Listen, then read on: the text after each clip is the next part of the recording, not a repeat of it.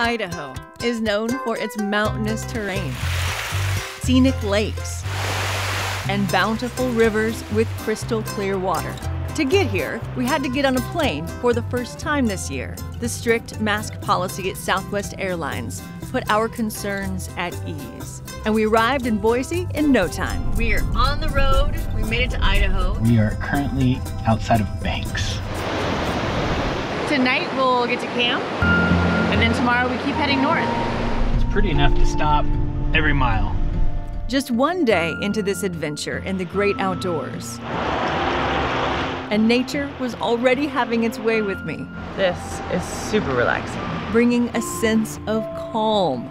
The sound of flowing water, the smell of pine needles being warmed up by the sun. Our first official stop is an Idaho favorite, Redfish Lake. Along with its crystal blue water and white sandy beaches, is a view of the Sawtooth Mountains. Just a few miles north, we started to notice Idaho's diversity in terrain. The Salmon River flowed next to a field of grazing cattle near the town of Stanley. We followed this river to our first camping spot, Dead Man Hole Recreation Site. It's named after a gold prospector who met his end in 1881 after not crossing this river successfully. Welcome to our tent. This was a beautiful view to wake up to this morning. At one point, we had this whole place to ourselves. Cheers.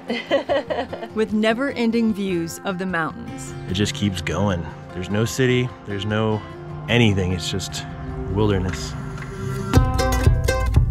Idaho is a perfect destination for RVers and outdoor enthusiasts of any activity level. It's adventure time. We rented some bicycles and we're about to do the Hiawatha Bike Trail. The route of the Hiawatha is a 15-mile long path through the Bitterroot Mountains. So the ride just began and the views are outstanding. We're riding on a former railroad route that began service in 1909. Right behind you. You having a good time? Having a great time. Nice, smooth, downhill. The journey takes us through 10 tunnels. The longest is 1.6 miles in the dark. So each tunnel's been a little different. Some are mostly concrete or entirely concrete. This one, it looks like it's all rock. These are my favorite. And we made it. During a pit stop, come here, little buddy, we got to meet one of the locals, likely looking for snacks. The Hiawatha also has 7 sky-high trestle bridges. What do you think of this bridge, Peter? I'm gonna stay in the middle. He's not a fan of heights. That's a long way down. This is Peter trying to take a picture without having to look over the edge. I'm proud of you. But I'm scared, I just don't want to drop it. You're very brave. Fortunately, this adventure is a one-way trip. After riding downhill 15 miles, a shuttle bus brought us back to the top of the mountain to get our car. Idaho is known for its wild huckleberries. We devoured many, and in multiple forms. Huckleberry lattes, a huckleberry hand pie, huckleberry ice cream with espresso on top, and countless huckleberry milkshakes at all hours. What time is it? It's 9:30.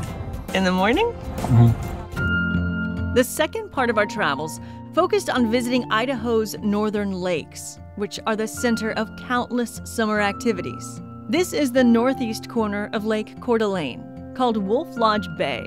From here, we followed this short drive to our campsite just off the water. Yay! Tent. And this is where we get to set up our tent for tonight. It's nice, it's really isolated. Good morning. Quietest campsite yet. Our next lake is Ponderay. It's one of the largest and deepest natural lakes in the western United States. It's beach time. We found sandy beach in the mountains. I'm thinking the water is going to be really cold. We'll have to update you on that. It was definitely cold. Oh, it's nice. But worth it. Peter and I always debate the proper way to build a fire. So this time I'm going to do it the way my grandfather taught me how to do it. And we're going to see if it starts. It's going to start. It's going to start. We have fire starters. Are you ready? This fire's gonna be epic. We do a big backdrop. I'm gonna make a little teepee. Bigger ones outside of my little sticks. All right, instant fire. Let's Let's see how it goes. Peter, how long has it been? 2 minutes. It's making progress. Fire starters are amazing. These are the ingredients for our dinner experiment. We have smoked sausage, which we think we're gonna cook and then wrap in some Grant's biscuits. And then we've got dessert. And it should all be cooked on this for $3.99. So we chose this for dinner because this is all we found at the local convenience store. So I cut one of the Grant's biscuits, the dough, in half. And we've already flame roasted a bite size of our little sausage. So now I'm just gonna pinch the back side and then stick it back in the fire and see if it works. They're like pigs in a blanket on a stick. Our first one is done, and here we go. Oh my God, it's just fantastic. All the ingredients are good. It's a little heavy on the char. I burned it. Let's make another. Yes. The real food winner of the night, marshmallows wrapped in biscuit dough. It tastes like a funnel cake, which means it tastes like heaven.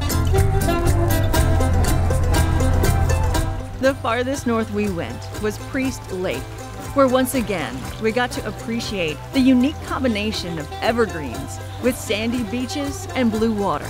The only challenge is this beautiful location is not a secret. The time is 5:23 and we can't find a campsite or a place to stay because places book up months in advance. No, that's not right. It's because adventure awaits.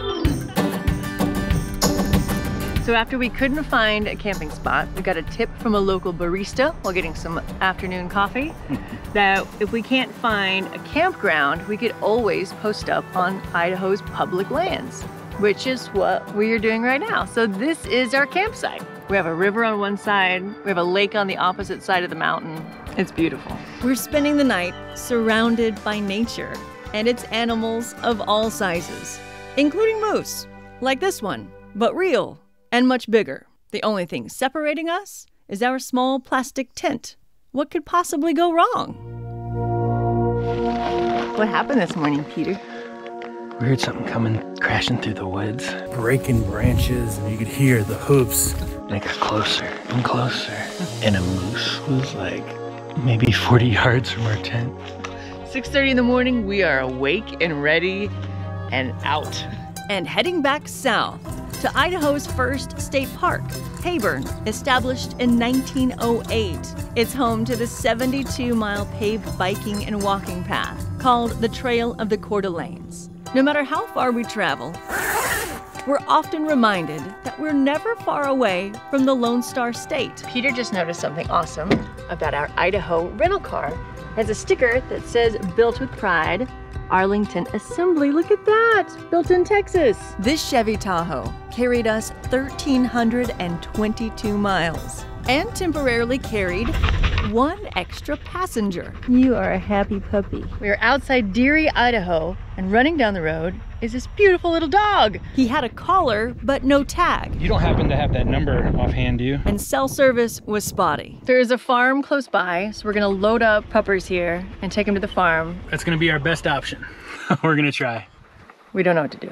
Unexpected Idaho adventure. We found out that the dog belongs to a neighbor and he gets out a lot. So this is not a surprise to your neighbors that you get out a lot. So we gave him a ride home. Somebody wouldn't get out of my seat. Dropping him off just a few miles from where we found him on the highway. You're a really good dog. And I miss him already. We got back on the road, flying over wheat fields on the edge of the Palouse, which is the world's leader in producing soft white winter wheat. As the light of the day diminished, the stars started to reveal themselves. The night skies in rural Idaho are breathtaking. Our final adventure in the Gem State takes us into the Salmon River, outside the town of Riggins. This is our destination for the next couple of hours. It looks like we have our own private beach on the Salmon River. Nothing to do but get some sun and jump in that river. It's time to get in the water. Peter went in first because he's brave.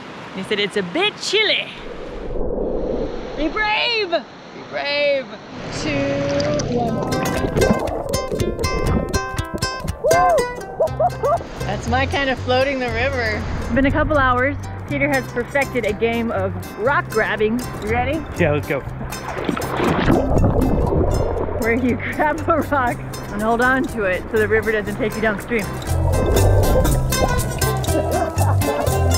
We came to Idaho for the lakes and fell in love with the rivers. This trip was a reminder. Seems like it should be really good. That the unexpected, Such a good dog. is often the most fun. So this is our campsite. And having dessert for breakfast is always a great idea, especially when you're in Idaho.